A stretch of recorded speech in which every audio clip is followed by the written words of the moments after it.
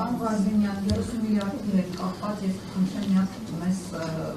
ավելի մատչելի բացատրել համակարգից 30 միլիարդ հանրել տալած։ Ես հիշում եմ, որ 2023-ից սկսած վարչապետ Փաշինյանը կառավարության նիստում սկսեց պրոպագանդել, որ հեցից կարող եք էլեկտրաէներգիա չգնել, կարող եք գնել այլ մարդկանցից, հարացիորեն ասես ցանկացած սպառող կարող է էլեկտրաէներգիա գնել ոչ թե հեցից, այլ էլեկտրաարտադրողից, օրինակներ բերեց, որ Սյունիքի մարզից կարող են Արմավիրից գնել եւ այլն մեր քաղաքացիները, այսինքն պրոպագանդա է տանում այն թվերից, որ հեցից չգնեն։ Կարող ենք ասել, որ այս քարոզարշավը հեցի դեմ արշավը, այսպես ասած, սկսել է հենց այդ ժամանակից։ Չէ։ Շրջան եւ կներեք ավարտեն հարցը եւ սրա մասին է խոսքը, այսինքն հենց այստեղ են 30 միլիարդը հանել։ Տեսեք, անկախ նրանից դիմացինը ով է, ես փորձում եմ հավատացյալ լինելով հայ առաքելական եկեղեցու հետևորդ լինելով, փորձում եմ ճիշտը խոսել։ Դրա հետ կապ չունի։ Իրենք այդ շուկան նախաձեռնել են, եթե չեմ սխալվում, 22 թվականից է սկսվել։ Շուկան իրենց ինչ է ենթադրում։ Այսպես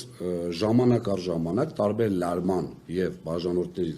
ծախսերի կիլովատների իրենք պարտավոր են գնալ շուկա։ Օրինակ պղնձամոլիբդենային գործարանը, երբ որ վերցնում էր էլեկտրոէներգիան հեցից, վճարում էր X գումար։ Իրան ուղարկեցին շուկա, ինքը գնաց մի քանի դրամ, չգիտեմ, մի քանի միլիարդ էժան։ Որի արդյունքում էներգետիկայի համակարգը բոլորի գործունեության արդյունքում առաջացած ընդհանրությունն է։ Հիմա այդ ամբողջ կտորի մեջից 30 միլիարդը դուրս եկա, որովհետև էներգետիկայի համակարգի մեջ չի։ Կա սպառող, կա տրեյդեր եւ կա արտադրող։ Իրանք իրար մեջ կապում են, խոսում բերում տալիս են այդ արժեքով։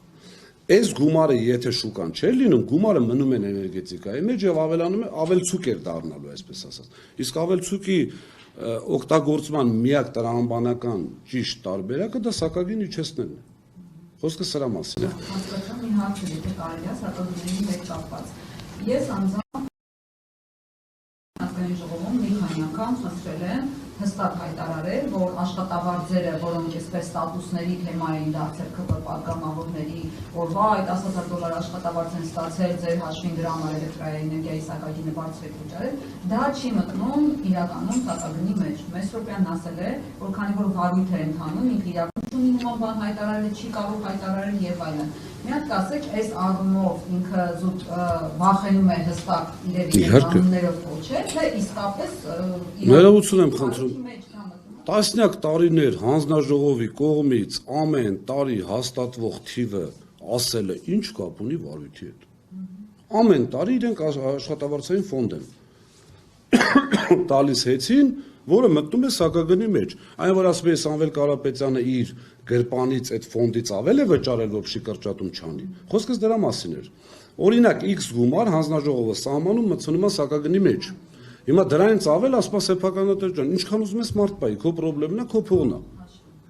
Կարապետյանը մոտավորապես 1.5 միլիարդ 1.8 միլիարդ ամիս 150 միլիոնի կարգի ավել տալիս էր, որպեսզի այդ աշխատողներին չկրճատեն։ Իմիջիայլոց միջի հիմա դա շարունակվում է, աշխատող չի կրճատվել։ Կարապետյանը չի, ախր հիմա որ ասեմ, կասեն գովում է։ Հիմա այդ մարդը չի հրաժարվել դեռևս։ Ես իրան որպես մարդ հասկանում եմ, որովհետև ինքը դա չի արել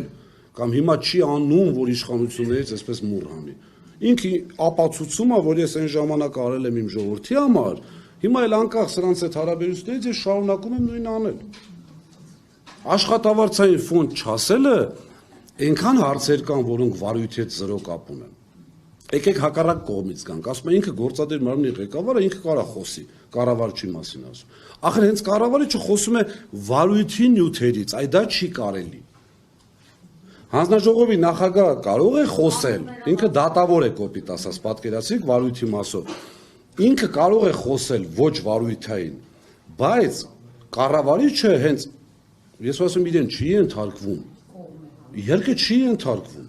Այսինքն Ռոմանոս Պետրոսյանը հծակայի նախագահին չի ենթարկվում։ Իհարկե չի ենթարկվում։ Ենթարկվելու պարագայում ինչ է նշանակում այս պահվածքը։ Ես լինեի հանձնաժողովի նախագահ նշանակեի կառավարիչ, կանչելու է ասի եղբայր, դու կառավարիչ ես, գնա գործը տարա, բեր ներկայացրու ինչ ես արել։ Դե հիմա եթե այս իշխանական իերարխիայում հասկանանք ով ով է, պատկերացնենք, չէ՞։ Ներկայացուցիչը ԿՊ-ի ղեկավարն Դե ես դրա համար եմ ասում, ոնց եք պատկերացնում ենթարկվի, էլի։ Դուք ասացիք, որ այդ աշխատավարձային ֆոնդը դեռևս պահպանվում է, այսինքն Սամվել Կարապետյանը շարունակում է վճարել, այսինքն իր միջոցներից սնվում է Ռոմանոս Պետրոսյանը իր նշանակած կադրը։ Ну, այդ եկեք գումարով ասենք, իրենք էլ կարող է ասեն վերջի 150 աշխատողն է սնվում, էլի, նկատի ունեմ ընդհանուր գումարով։ Քանի որ ֆորս մաժոր էր, հեցի ճակատագիրը ֆորս մաժորային էր եւ ինքը քաղաքական բնույթ էր կրում ակնհայտորեն։ Կային ներդրումային ծրագրեր, որոնք պիտի իր ժամկետի համար շարունակվեն։ Դրանք շարունակվում են, որոնք են շարունակվում անկախ այն հանգամանքից, որ դուք չեք ղեկավարում, այլ այդ կառավարիչը ԿՊ-ից Ռոմանոս Պետրոսյանն է։ Ոչ մի բան չի փոխվել։ Չի փոխվել այնքանով, այսինքն մենք ոչ մի բան չենք փոխել, այսպես ասեմ։ Կառավարիչը մերն բնականon շարունակվում է։ Տեսեք, հիմա իրավունք մենք ոչ մի բան չենք փոխել, կառավարիչը կարող է բաներ փոխել, այդ լիազորությունը տրված է իրեն։ Կարող է ներդրումային ծրագրում փոփոխություն, իմիջիայից դիմել էր տնօրենների խորհրդին մերժել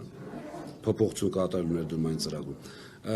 Բայց որոշակի փոփոխություններ կարող է անել, ունի այդ լիազորությունը։